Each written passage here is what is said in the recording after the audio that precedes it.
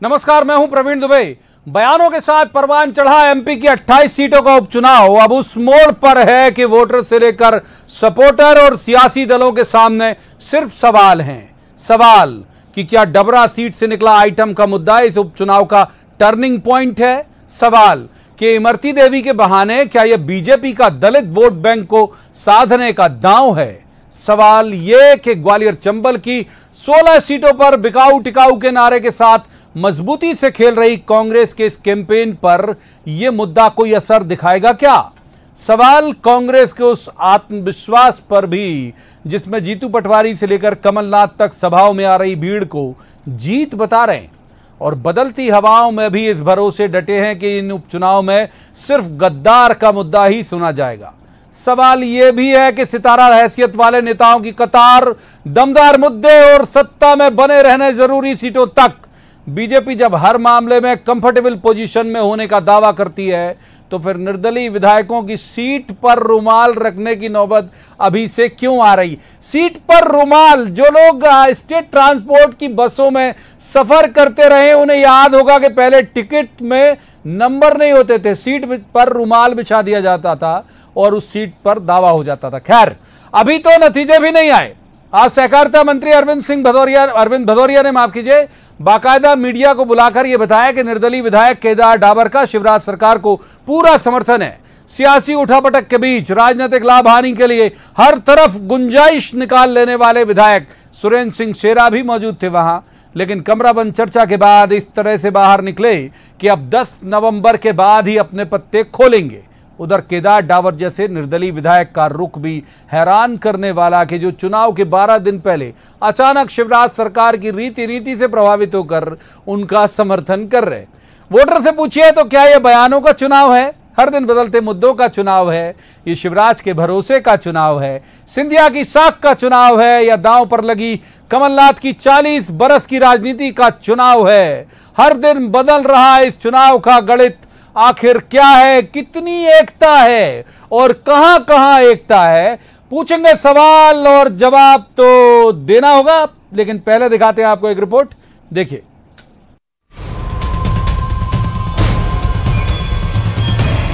इमरती देवी पर की गई टिप्पणी पर कांग्रेस के पूर्व अध्यक्ष राहुल गांधी के बयान का मजबूत जोड़ लिए 28 सीटों पर पहुंच रही बीजेपी ने इसे दलित वोट बैंक में सेंध का हथियार बना लिया है क्या। बाकी आधी आबादी का मुद्दा तो बीजेपी इसे पहले दिन से बना रही है। इस मामले में कांग्रेस के बैकफुट पर आ जाने के बाद भी बीजेपी को आखिर कहां जोखिम की गुंजाइश लग रही थी, जो आज अचानक शिवराज सरकार के मंत्री अरविंद भदौरिया के निवास पर बीच चुनाव में निर्दलीय विधायक केदार डाबर का ये ट्रेलर दिखाया गया। एक झलक निर्दलीय विधायक सुरेंद्र सिंह शेरा की भी दिखा दी गई कि एक का मजबूत समर्थन मानिए और 2-3 अभी संपर्क में हैं। मेरे क्षेत्र के विकास के लिए और जनता की समस्याओं के समाधान के लिए मैं वर्तमान सरकार को अपना समर्थन दे रहा हूं। विकास गरीब हितैषी नीतियों के कारण भारतीय जनता पार्टी को या मुख्यमंत्री शिवराज सिंह चौहान के साथ खड़े हैं। विधानसभा के प्लेटफॉर्म में भी मध्य प्रदेश के मुख्यमंत्री शिवराज सिंह चौहान के साथ निरंतर खड़े रहेंगे। कांग्रेस इस चुनाव को गद्दार शब्द से बाहर नहीं आने देना चाहती। कमलनाथ सभाओं के अपने भाषण में कोई बात करें, घूमकर इसी मुद्दे पर आते हैं। उपचुनाव क्यों हुआ ये वो हर सभा में बताते हैं। उपचुनाव का प्रावधान बाबा साहब अम्बेडकर ने पंडित जवाहरलाल नेहरू ने बनाया था। ठीक बात है ना? प्रावधान ये बना था कि अगर किसी विधायक का निधन हो जाए, किसी सांसद का निधन हो जाए तो उपचुनाव होता है।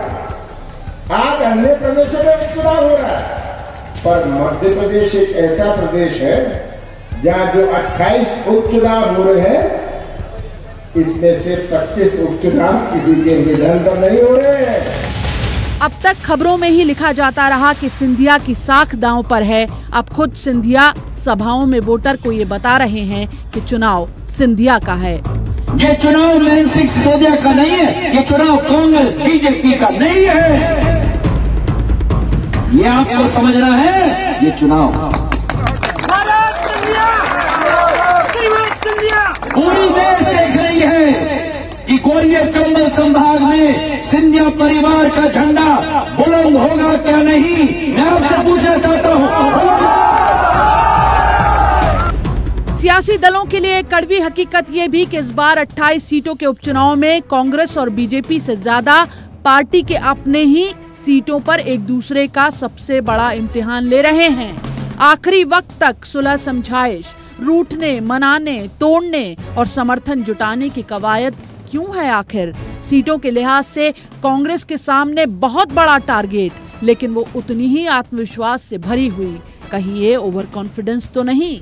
उधर बीजेपी मजबूत स्थिति में दिखाई दे रही है, फिर भी मतदान की तारीख तक जीत के लिए हर दांव चलती। बीजेपी को आखिर किस बात की आशंका है? सवालों पर खड़ा है ये चुनाव, जवाब तो देना होगा। भोपाल में जितेंद्र शर्मा, शिवपुरी से अशोक अग्रवाल के साथ bureau report, news 18 Madhya Pradesh, Chhattisgarh. तो रस्मन सबसे पहले मेहमानों का परिचय मैं आपसे करा दूं। हमारे साथ है जेपी धनोपिया, ये पिछड़ा वर्ग आयोग के अध्यक्ष हैं, कांग्रेस के वरिष्ठ नेता। स्वागत जेपी धनोपिया जी का।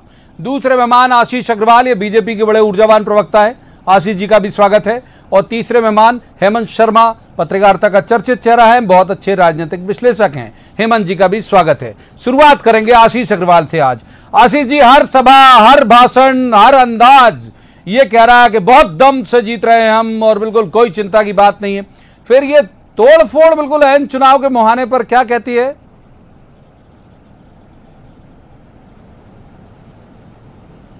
देखिए, सबसे पहले तो ये तोड़ फोड़ नहीं है प्रवीण जी, इसको आप ऐसा कह सकते हैं कि परिणाम आने से पहले के रुझान हैं जो बड़े स्पष्ट तौर पर दिख रहे हैं कि भारतीय जनता पार्टी की सरकार पूरे 28 के 28 उपचुनाव जीत के और दमजोर आने वाली है। जी, एक बात। दूसरी बात बड़ा स्पष्ट है कि हम बात गणित की कर रहे हैं और मैं मानता हूं कि चुनाव गणित से नहीं अपितु केमिस्ट्री से, रसायन से जीते जाते हैं। आपका जनता के बीच आपकी केमिस्ट्री कैसी है, और ये केमिस्ट्री बनती है प्रवीण जी नामदारी से नहीं, कामदारी से। 18 घंटे निरंतर 23 मार्च के बाद जब से सरकार शिवराज जी ने संभाली और जितनी बंद पड़ी योजनाओं उनको प्रारंभ किया, नई जन कल्याणकारी योजनाओं को शुरुआत किया, और उसके बाद जब 40,500 करोड़ जनता के खाते में पहुंचते हैं तो ये रसायन अपने आप पैदा होता है जो चुनाव को जितवाता है। ये रसायन तब पैदा होता है जब विनाश का सूर्य अस्त होता है और विकास का सूर्य उदय होता है, जो भारतीय जनता पार्टी की सरकार में हुआ। दूसरी बात, जब विपक्षी दल में कमलनाथ जी और दिग्विजय सिंह जैसे आत्मघाती सुसाइड बॉम्बर अगर हों तो हमें आवश्यकता ही क्या परेशान होने की। एक और ये गरीबों को नंगा भूखा कहेंगे, दलित महिलाओं का अपमान करेंगे, और उसके बाद जब इनकी पार्टी का वरिष्ठ नेता उसके लिए माफी मांगेगा तो उसके बाद भी पीछे हटेंगे, तो हमें आवश्यकता ही नहीं है। कुल मिला के भारतीय जनता पार्टी के रीति नीति से प्रभावित होकर जो विधायक शामिल हो रहे हैं वो जानते हैं। जेपी धनोपिया जी, आप लोगों की केमिस्ट्री आशीष अग्रवाल जी की भाषा में जनता से गड़बड़ा रही है। मैं तो समझना ये चाहता हूं कि आखिर ये क्या है। उन्होंने तोड़-फोड़ शब्द को खारिज किया तो मैं एक नया शब्द मतलब हमने चयन कर लिया। ये जोड़ तोड़ हो रही है, निर्दलीय जा रहे हैं, आपके जो करीबी कहे जाते थे वो जा रहे हैं चुनाव के पहले। क्या गुणा भाग आपको लगता है इसके पीछे? जो बार बार ये बोल रहे हैं कि तोड़-फोड़ नहीं है, गोड़ा भाग है, साफ है कि चुनाव के परिणाम आने के पहले इनको मालूम हो गया कि इनका जाना है। इसी लोगों को सौदे करके बिठाल के तय कर रहे हैं, भैया हाथ जोड़ना है, जो चाहिए ले लो। ऐसा नहीं हो कल आप भी साथ नहीं दे पाओ। अगर आपको ये उम्मीद है 28 जीत रहे हो, ये सूरमा लोग हो, तो फिर क्यों इस तरह की बातें कर रहे हो? क्यों निर्दलीय लोगों को हाथ पांव जोड़ रहे हो? क्यों मना रहे हो? और इस तरह की बात कर रहे हैं कि साथ केमिस्ट्री होती है, ये होता है। तो 6 महीने से केमिस्ट्री कहां चली गई थी? जिस दिन सरकार गिरी और जिस दिन सरकार बनी उसके बाद इन्होंने 5 महीने तक क्या किया? सिर्फ गुमराह किया लोगों को, एक काम नहीं किया। अगर काम करना चाहते तो 6 महीने में तो बहुत कुछ काम हो जाता। 15 सालों पहले कोई काम नहीं किया था, 15 साल खाली निकल गए थे। उन विधानसभा क्षेत्र में जो चुनाव हो रहे थे, बात चाहते तो 6 महीने बहुत कुछ करते थे, लेकिन नहीं किया। 1 महीने में घोषणाएं की, 1 महीने में घोषणाएं की। भूमि पूजन, शिलान्यास, लोकार्पण, हाथ में कुछ भी नहीं है। सूचना का पास जुलाई में लट्ठा उठा बोले जा रहे हैं, घोषणाएं करे जा रहे हैं। 18 घंटे काम करते हैं मामा। 18 घंटे काम करने का परिणाम क्या है? 18 घंटे 16 घंटे घोषणाएं करते हैं और दूसरे दिन उठते हैं, फिर भूल जाते हैं क्या की थी, फिर दोबारा शुरू हो जाते हैं। और जो बात कर रहे हैं दलितों के बारे में और उसके बारे में बम वगैरह की, तो भूल जाओ भाइयों, आप लोगों का कैरेक्टर सब जानते हैं। बलात्कार के मामलों में भारतीय जनता पार्टी के लोग कितने आगे रहे हैं। एक किसी की पत्नी को रखेल बोलने में किसी को शर्म नहीं आई, बोलते हुए एक शब्द नहीं निकला है। हाथरस में एक दलित बेचारी बच्ची के साथ बलात्कार हुआ, हत्या हुई, किसी एक शब्द नहीं निकला है। अरे दौलतचंद के लोग हो, जनता जानती है, बिके हुए लोग हो, जनता जानती है। ठीक है, हेमंत जी का रुख कर लेते हैं। हेमंत जी इस विषय को तो हम जाने कब से मत रहे। अरे रोज मत रहे। आशीष जी आऊंगा, पहले हेमंत जी आऊंगा। हेमंत जी का रुख करेंगे। हेमंत जी वरिष्ठ पत्रकार हैं, इंदौर से हमारे साथ जुड़े। हेमंत शर्मा जी, ये एन चुनाव के वक्त, ये कोई वक्त नहीं है। मैं कह रहा हूं कि अगर आशीष अग्रवाल जी की बात को एक क्षण के लिए मान लिया जाए कि ये रीति नीति प्रभावित होके व्यक्ति आ रहा है जा रहा, तो कहा जा सकता है कि भाई साहब वेट कर लो यार 3 तारीख तक। ये जो अभी स्वागत है श्रीमंत आपका जो भाव चल रहा है, इसकी वजह क्या है? माहौल बनाने की कोशिश। मुझे लगता है कि एक जो चीज़ें चल रही हैं कि साहब एक ये स्थिति भी बन सकती है कि अगर खासकर चंबल में अगर ज़्यादा सीटें अगर कांग्रेस जीतती है और अगर कहीं ना कहीं बराबरी की स्थिति बने, तो ये अभी से एक दोनों स्तर पे, एक पॉलिटिकल लेवल पे भी और एक मतदाता के स्तर पे भी ये दिखाने की कोशिश है कि भाई लोग हमारे साथ हैं और हमारी सरकार बनने जा रही है। इसके अलावा इस समय इन विधायकों को, निर्दलीय विधायकों को लाने का कोई और कारण प्रवीण जी है ही नहीं, हो ही नहीं सकता। लेकिन हेमंत जी एक बात यह भी है कि जब ये क्लेम कर रहे हैं और खासकर आप देखें कि मैजिक फिगर के मुहाने पे खड़ी हुई है बीजेपी, तो क्या आप बहुत सीनियर जर्नलिस्ट हैं, इस हाल में है बीजेपी की 9 सीटें नहीं ला पाए और इनकी निर्दलीय को साथ लाना पड़े? बिल्कुल आपकी नजर में नहीं, बिल्कुल बीजेपी बिल्कुल 9 सीटें लाने की स्थिति में ला सकती है बीजेपी। वैसे जैसे कांग्रेस भी 20 सीटें ला सकती है या 19 सीटें ला सकती है। लेकिन बात वो ये कि अंतिम समय में जब स्थिति बनी, क्योंकि अभी देखिए दोनों दल दावे कर रहे हैं कि सब 28 के 28 सीटें हम लेके आ रहे हैं। अब दोनों में से एक कोई तो गलत निकलेगा और गलत मुझे लगता है कि दोनों ही निकलेंगे। किसी को भी ना, किसी को 28 सीटें आ रही है, ना कांग्रेस को आ रही है, ना भाजपा को आ रही है। तो ये कहना कि कोई ना कोई 0 आ रही है किसी को, तो ये जो स्थिति बनेगी इसमें मुझे लगता है कि ये एक कहीं ना कहीं इससे एक एज मिलेगा कि भाई बीजेपी को अब सिर्फ 2 ही सीटें चाहिए। जैसे आज के नंबर दोनों विधायकों के आने के बाद जो है अब लग रहा है कि सब सिर्फ 2 ही सीटें चाहिए। तो एक मतदाता का एक जो रुख होता है कि अरे 2 ही सीटें चाहिए तो आ ही जाएगी अब भी, तो अगली सरकार जो है वो बीजेपी की ही रहेगी। ये एक मैसेज देने की कोशिश जो है वो बीजेपी की तरफ से है। और ये जो दोनों विधायकों का मामला है निर्दलीय, ये सिर्फ उसी की एक कवायद के तौर पे इसको देखा जा सकता है। प्रवीण जी एक बार रुक कर लेते हैं आशीष अग्रवाल जी। आशीष अग्रवाल जी, मुझे आपकी पृष्ठभूमि नहीं पता, मैं गांव से आता हूं और मैं देखता हूं कि गांव में बारिश के पहले जो अनाज संग्रहण करके रख लिया जाता है घर में कि भाई बारिश होगी तो चलो ये काम आएगा, तो चावल दाल इकट्ठा करके रख लिया जाता है कि बाढ़ हो गई या कुछ भी हुआ या शहर से संपर्क टूटा तो कम से कम घर में अनाज रहेगा। ये वैसी कवायद है क्या? हेमंत जी भी वैसी परिभाषित कर रहे हैं वाली बात भी कवायद के निर्दलियों के आने को? नहीं, देखिए हम हमेशा से ये मानते हैं कि बहुमत से लोकतंत्र में सरकार भले ही चलती हो, परंतु प्रदेश और राष्ट्र सर्वमत से चलता है। तो अगर कोई भी विधायक अपने क्षेत्र की जनता की भलाई के लिए हमारी रीति नीति से प्रभावित होकर आना चाहता है तो ये तो अच्छी बात है। बाद बाकी आप किसी से भी समझ लें कि आप भारतीय जनता पार्टी की सरकार 8 या 9 सीटों के नहीं आने से कहीं इधर उधर हो सकती है, कोई भी आपको बता देगा। कांग्रेस ने तो 8-9 ऐसे प्रत्याशी खड़े किए हैं कि जो शायद जमानत क्या आज ही तय है कि वो हारने वाले हैं। दूसरी ओर जो मैं जिस बात की तरफ इंगित करना चाहता हूं, देखिए धनोपिया जी ने ये नहीं बताया कि 15 माह में उनकी सरकार ने क्या किया, तो मुझे वो याद आता है कि ना हाल पूछेंगे ना चाल पूछेंगे, तुम सवाल पूछोगे तो भी हम सवाल पूछेंगे। आपने पूछा कि 5 महीने में हमने क्या किया, अगर 40,500 करोड़ जनता के खाते में पहुंचाना काम नहीं है ना, तो ये जनता आपको जवाब दे देगी। किस तरह से जो आपने योजनाएं, संबल योजना बंद की थी, जिस तरीके से चंबल एक्सप्रेसवे बंद किया था, जो हमने प्रारंभ किया, अगर ये काम नहीं है और 4,000 रुपए मुख्यमंत्री सम्मान योजना प्रारंभ करना काम नहीं है, तो जनता आपको बता देगी। आप क्या कर रहे हो? अरे जो लोग अपनी पार्टी में समन्वय नहीं बिठा पा रहे हो वो प्रदेश क्या चलाएंगे? राहुल गांधी कहते हैं कि मैं उस बात का सम्मान नहीं करता जो कमलनाथ ने कही है, मुझे मंजूर नहीं है। कमलनाथ कहते हैं मुझे राहुल गांधी से मतलब नहीं है। तो जो अपनी ही पार्टी में 2 फाड़ हो चुके हो, जो मानक अग्रवाल को नहीं संभाल पा रहे हो कमलनाथ, वो स्वयं क्या करने वाले हैं? कुल मिलाके इस चुनाव में जो नकारात्मक रवैया कांग्रेस ने अपनाया वो इतिहास के पन्नों में दर्ज होगा। कांग्रेस ने बिल्कुल नहीं बताया कि उनको वोट क्यों देना चाहिए। अपितु अपने हल्के शब्दों से तब देखेंगे एक बार जेपी धनोपिया। आशीष जी पर्याप्त वक्त दिया, देखिए मैं पर्याप्त वक्त देता हूं कि समझ में आए कि कहना क्या चाह रहे हैं आप। तो जेपी धनोपिया, हर मेहमान को इतना वक्त देता हूं कि चीजें निकल के सामने आ जाए। जेपी धनोपिया जी, दिल्ली से लेकर भोपाल तक, जिसका जिक्र आशीष अग्रवाल भी कर रहे हैं, आइटम वाले मसले को लेकर आपकी पार्टी के अंदर ही एक तरह से विरोध हुआ, और दूसरा ये मैसेज जा रहा है कि भाई ये दलित सम्मान से जोड़ दिया गया यदि इस मसले को, तो आपको कुछ अंदेशा तो नहीं कि नुकसान हो जाएगा तगड़ा? प्रवीण जी, मैं दो बातें स्पष्ट करना चाहता हूं। जो मेरे मित्र ने कहा कि आपने क्या 15 महीने में किया, अरे 15 साल में तो कुछ नहीं किया आप लोगों ने, हमने 15 महीने बहुत कुछ किया। गरीबों की पेंशन डबल की, हमने युवाओं को रोजगार देने के लिए रोजगार, बड़े बड़े कारखाने धंधे बुलाने के बहुत इंतजाम किया, व्यवस्था की। किसानों के 27 लाख किसानों के कर्जे माफ किए, कन्याओं की राशि को किया, 100 रुपए यूनिट में 100 बिजली हमने लोगों के उपलब्ध कराने की व्यवस्था की, गरीबों के लिए हर तरह से काम किया। क्या नहीं किया? और मैं कहना चाहता हूं इन्होंने क्या किया 5 महीने में? 10,000 करोड़ का कर्जा हो गया अभी इन 5 महीनों में, जिसका ब्याज जा रहा है 15,000 करोड़ रुपया। टोटल मध्य प्रदेश सरकार पर, इस निकम्मी सरकार पर 2,01,000 करोड़ का कर्जा है। प्रवीण जी, उधार लो, घी पियो और आराम से भाषण देते हुए घूमते रहो, खूब ऐश करो। सरकार की आज 2 लाख शिक्षकों को वेतन नहीं मिला है मध्य प्रदेश के अंदर। ये हालात है। मेरे मित्र कह रहे हैं हमने ये किया और वो किया। क्या किया आप लोगों ने?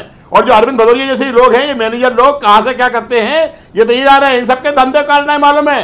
भोपाल में कितना बड़ा स्टेडियम पकड़ा गया था, उसकी चार्ज अगर हो जाती तो सारे चेहरे सामने हो जाते, बेरोजगार हो जाते, साले उजागर हो जाते। लेकिन मेरा ये कहना है कि भारतीय जनता पार्टी भूल जाए। और जिस दलित की आप बात कर रहे हो, हमने हमेशा दलितों का सम्मान किया है। दलितों का अपमान करने वाले लोग भारतीय जनता पार्टी के लोग हैं। दलित की लड़की के साथ चिन्ह मैंने किया, दलित की लड़की के साथ हाथरस में हुआ, मध्य प्रदेश में कहीं हुए, कई बलात्कार हुए, कई घटनाएं हुई, हत्याएं हुई। और मैं आप एक बात और कहना चाहता हूं, जिस आइटम की बात कर रहे हैं, आइटम शब्द गलत नहीं होता है, गलत शब्द में परिभाषा में नहीं आता है, लेकिन लोग उसको अनावश्यक बढ़ा रहे हैं। और इसने कहा और उसने कहा, लोग नहीं मान रहे हैं। तो गूगल पर सबसे ज्यादा सर्च किया जाए तो 3-4 दिन से हम इसी पर बहस कर रहे हैं सर।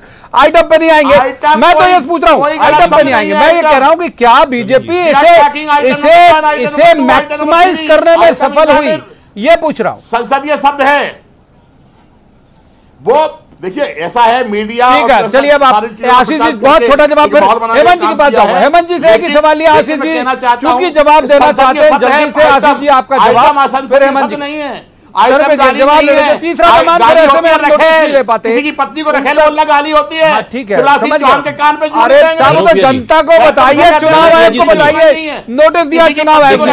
आशीष जी छोटा जवाब, छोटा जवाब आशीष जी, छोटा जवाब हेमंत जी के पास जाऊंगा, वरना मैं जल्दी। प्रवीण जी देखिए, जब ये आइटम शब्द को बयां करते हैं तो सबसे पहले इस बात की स्वीकारोक्ति करते हैं कि आइटम ये महिलाओं को कहते हैं। तो मैं कांग्रेसियों से पूछता हूं, क्या इनकी संस्कृति ऐसी है कि अपने घर में मां, बहन और बेटी को आइटम कह के पुकारेंगे? तो सबसे पहले एक मत हो जाए, क्या किसी महिला को आइटम कहना स्वीकारना है या नहीं है?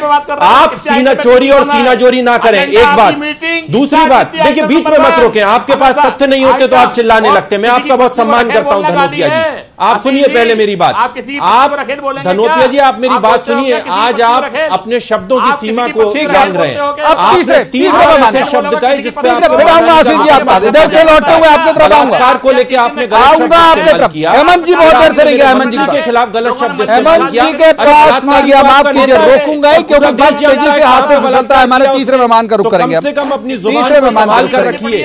हेमंत जी का रुख करेंगे, माफ कीजिए, दोनों मेहमानों को रोकूंगा। धनोपिया जी आपको रोकूंगा, आशीष जी आपको रोकूंगा, हेमंत जी के रुख करेंगे। हेमंत जी, ये मामला जिसे मैक्सिमाइज कर रही है बीजेपी एक इवेंट की तरह, ये आपको लगता है वोटर को अपील करने की स्थिति में है, या फिर बीजेपी को भी लगता है कि ये सोशल मीडिया पे जरूर वायरल हो रहा है, देश दुनिया दिल्ली पहुंच रहा है, लेकिन वोटर तक पहुंच रहा है? कि आपको लगता है ये मामला आइटम वाला खास तौर पर?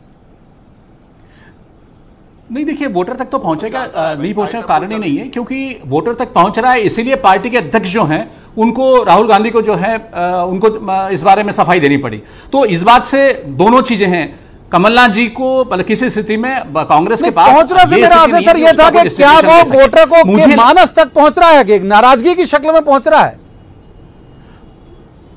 नाराजगी की सेक्शन बिल्कुल पहुंच रहा है लोगों तक, क्योंकि कोई भी जिस समाज से हम आते हैं, जिस समाज में हम रहते हैं, वहां इस तरह की चीजों को, इस तरह की बात को एक राजनीतिक मंच से खासकर कहा जाना, वो समाज जो है एक्सेप्ट नहीं करता है। मुझे लगता है इतना बड़ा इशू नहीं होता अगर इसको कांग्रेस समय अगर खत्म करने की कोशिश करती।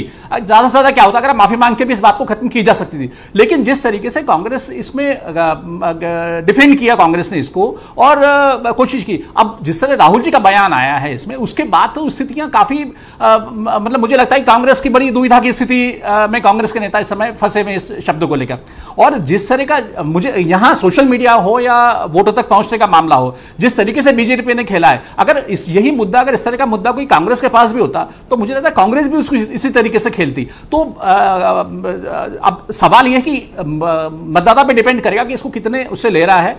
पूरे प्रदेश में चूंकि 28 सीटें हैं, कहां और ज्यादातर सीटें इसमें दलित सीटें हैं, तो अगर बीजेपी अगर इसको भुनाने में सफल हो गई तो कांग्रेस की मुसीबतें बढ़ सकती हैं। और कांग्रेस पे डिपेंड करता है कांग्रेस कितना कन्विंस करा पाती है कि साहब ये आइटम का मतलब ये नहीं था, तो उसका असर जो है वो आने वाले 11 तारीख को जो है नजर आ जाएगा, दोनों का परिणाम सामने आ जाएगा। एक बार आशीष जी छोटा रिमार्क, बिल्कुल बहुत कम वक्त बचा हुआ, छोटा रिमार्क आपका कि अभी आने वाले दौर में हम और दोयम बयानों की उम्मीद करें दोनों की तरफ से, यही सवाल दोनों के पास लेके जाऊंगा, बहुत छोटा। देखिए, सबसे पहले कांग्रेसियों की आपने बौखलाहट देखी होगी कि मेरे मित्र धनोपिया जी ने अभी एक तथ्य रखा कि पिछली सरकार ने 10,000 करोड़ रुपए कर्ज लिया और उसका ब्याज 15,000 करोड़ जा रहा है। आप देखिए कौन सा सूदखोर महाजन है, क्या सोनिया गांधी से ऐसा कर्ज लिया है क्या जिसका 1.5 गुना ब्याज हो जाता है। दूसरा विषय, नाक कटावे कोई और छीके कोई, तो ये वही कहावत हुई जो राहुल गांधी पे हुई। तो राहुल गांधी ने आज चुनावी स्टंट में इस पर माफी जरूर मांग ली हो, परंतु राहुल गांधी का स्वयं का चरित्र ऐसा है जो महिलाओं का अपमान करता है। ये वही राहुल गांधी है जो संघ की शाखा में लोगों को स्कर्ट पहने देखा जाता है, और ये विषय आगे तक जा रहा है। और दोयम होगी क्या? मार्च से लेकर अभी तक शिवराज सिंह चौहान ने मार्च से अभी तक 10,000 करोड़ का कर्जा लिया है। मध्य प्रदेश सरकार पर 2,01,000 करोड़ का कर्जा है, 15,500 करोड़ रुपए ब्याज जा रहा है। ये रहा इनका चरित्र। और इनके नेताओं के कैरेक्टर को देखोगे तो फॉर्म भरने के पहले मजबूरी में देता है। तीनों मेहमानों का शुक्रिया, बहुत धन्यवाद तीनों का हमारे इस चर्चा में शामिल होने के लिए। लेकिन यह बात सही है कि बयान इतनी तेजी से दोयम हो रहे हैं एमपी में, और मैं पहली बार देख रहा हूं इतना ज्यादा बयानों का जो अवमूल्यन है वो कभी नहीं हुआ। और हेमंत जी जो बात कर रहे हैं, यदि वो अपील करा लोगों तक पहुंचेगा तो जाहिर सी बात है कि वो ईवीएम तक जाएगा। ईवीएम तक जाने के बाद नतीजे क्या देगा ये 10 तारीख को पता चलेगा। लेकिन सांसें जो हैं इस वक्त दोनों पार्टियों की संयत नहीं है, ये माहौल जरूर दिख रहा है। तो आज की चर्चा में इतना ही। कल किसी खास मसले पर खास पैनल के साथ बैठेंगे और कहेंगे जवाब तो देना होगा। तब तक आप देखते रहिए न्यूज़ 18 मध्य प्रदेश छत्तीसगढ़।